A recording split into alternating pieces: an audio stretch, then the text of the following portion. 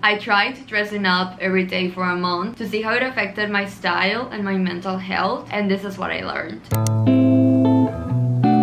Hello, welcome back to the channel. Today I wanted to talk about a little project that I had going on since March. It wasn't only a month, I think it was like a month and a half or kind of 2 months to kind of understand what my style actually is. Before I started this project, I would find myself wanting to dress up and having all of these options in front of me, but feeling extremely overwhelmed by the amount of clothing that I have that I didn't like anymore and that I knew I had to get rid of. I was also having kind of a style crisis at the beginning of the year. I knew how I wanted to dress, but I never actually got dressed. It made no sense for me to get dressed in my everyday life, so it was getting kind of hard. I was talking about fashion, but I wasn't doing it myself. Thoughts kind of clash when that happens. You don't really have real life perspective. I had to put what I was talking about into work. Let's get into it. The first thing that I learned while dressing up every single day was that I lacked good basics. For someone who preaches so much about basics, I had none. I didn't have a basic black shirt that I could actually wear out and about. I didn't have a good pair of pants. All of the pants that I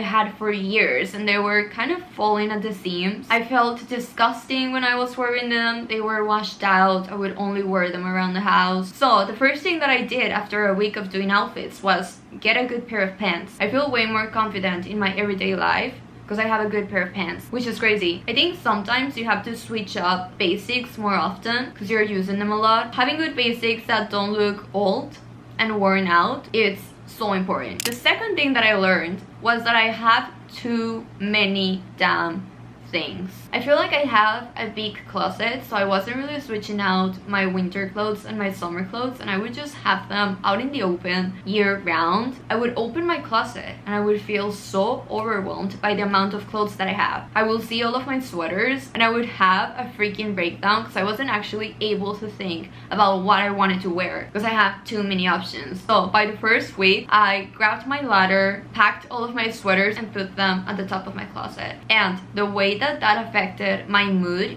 in a positive way was crazy. I didn't actually understand that a lot of my bad mood in my everyday life was because of how messy my closet was and how many clothes I had. Funnily enough, the next thing that I learned is that some things that I thought were outdated, I still wanted to wear or found new ways to style them. When you actually put time into styling the clothes that you have, you'll find that there are a lot of different ways you can wear them. So instead of getting rid of everything that you think you don't want anymore, you can find new ways to play around with them, and it feels like a completely new piece because you're wearing it in a different way. And I found this little robe from Forever 21, which I know it's Forever 21, like how cute can it be? But I was trying it on to take pictures and I just thought of styling that with some mini shorts and a little belt and some boots, and I thought it was so cute. I'm gonna show you guys a picture. So I didn't end up getting rid of that. I put it in my closet, so I have a new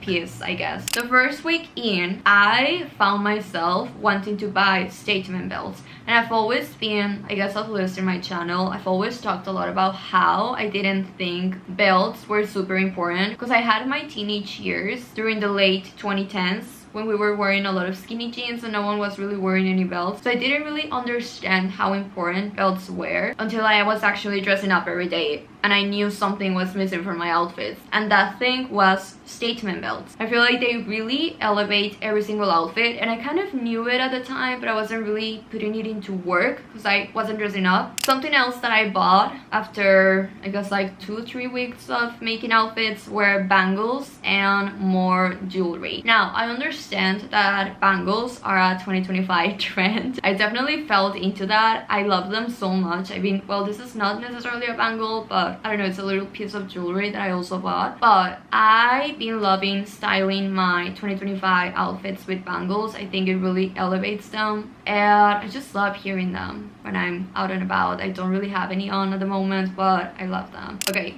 Something else that I learned, and this is also kind of a given, oh my god, who would have thought dressing up every day, putting on makeup and a cute outfit would improve my mood and my confidence. I was kind of depressed at the beginning of the year. I mean, it's January, who isn't a little depressed? But I was feeling really down about everything. I felt like September was really far away. My mood was far away. I didn't really knew what I was doing. I was kind of waking up at 12 p.m. every single day. I wasn't really doing much, and this definitely took me out of it. Filming this little TikToks and getting dressed up every day made me have to wake up earlier because I had something to look forward to. Now, since the movie is getting closer and closer, I have way more things going on. I just don't have as much time as I did during the beginning of the year. I've been finding it kind of difficult to keep up with the TikToks, but I'm still posting every now and then whenever I have the time. The next thing that I learned, and please don't come for me, I know I cheated on jorts a lot during the past, but I found myself wanting to try out other styles, including jorts. I was just kind of curious about how they will look on me. The only time I've worn jorts before, they were really high-waisted. I didn't really know that you had to size up. I think it was like summer 2022 or summer 2023. I didn't really know a lot about fashion at the time. So I wanted to try out low-waisted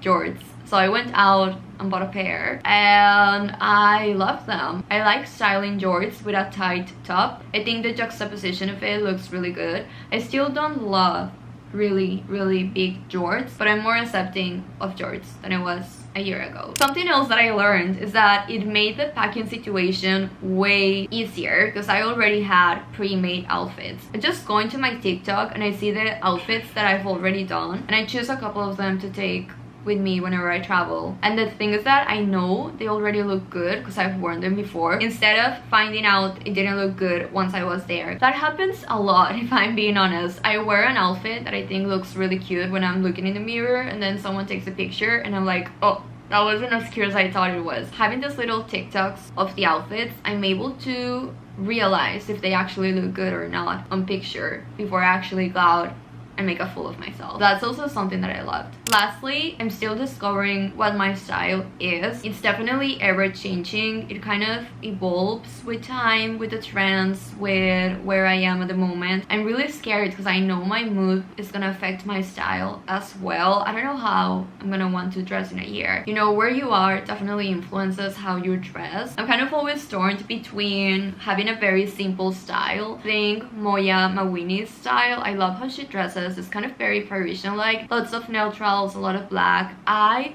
love that, but I just don't think that goes with the vibe of the city where I am at the moment, or I guess with Madrid, or something more loud and fun. So think Luna Isabella. I think she's based in Barcelona, so it makes a lot of sense that her style is like that, kind of funky and vibrant. It just really goes with the city where she is. Or Eva Meloci. I think that's how you say her last name. I'm not that sure, but I also love her style. I think it's really loud, very fun. It definitely goes with the city where she lives. I'm obsessed with that as well. So I'm always kind of in between those two styles. I think my style is definitely something in the middle. I don't think I'm super funky, but I'm also not that simple. But yeah, thank you guys so much for watching this video. I think if there's something that you're gonna take away from this video, is dressing up, doing your makeup, and feeling pretty and confident does a lot for your everyday mood. And it can help you get out of a non-medical depressive funk.